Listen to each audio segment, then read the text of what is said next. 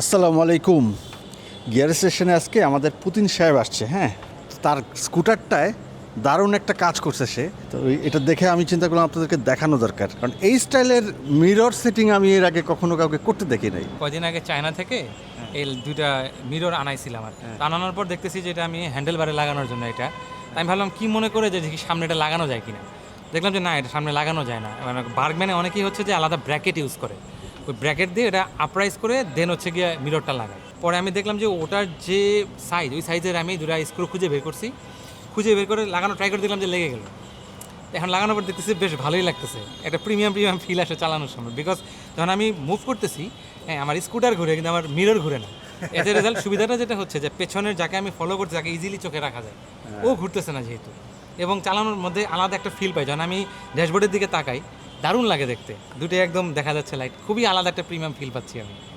সেটটা করছে কই দেখছেন? এই যে উইন্ডশিল্ডটার যে জায়গাটা নাটটা থাকে, মূলত কিন্তু আমরা এ ধরনের মিরর সেটিংটা দেখি হচ্ছে তল থেকে আর একটা ব্র্যাকেট থাকে, আর একটা মাউন্ট হয়ে তারপরে হচ্ছে উপরে এটা সেট হয়, ওই মাউন্টটার সঙ্গে হ্যাং করানো থাকে মিররটা।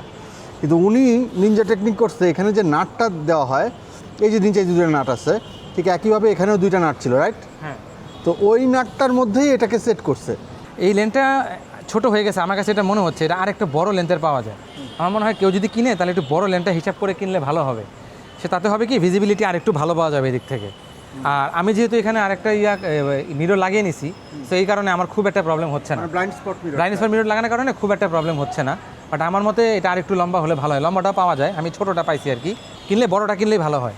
এটা কত পড়ছে? এটা হচ্ছে 4000 টাকা পড়ছে। আমি ডাইরেক্ট মুভন থেকে আনাইছি তো। হ্যাঁ, H2C-র এটা থাইল্যান্ডের ব্র্যান্ডের, যেটা এটা 4000 টাকার মতো পড়ে। ব্লু কার্ড মিরর, এখানে যে কোনো ধরনের লাইট এখানে হচ্ছে কিন্তু রিফ্লেক্ট হয় না। লাইট পড়লে কোনো রিফ্লেক্ট হয় না, এটা একটা বড় সুবিধা।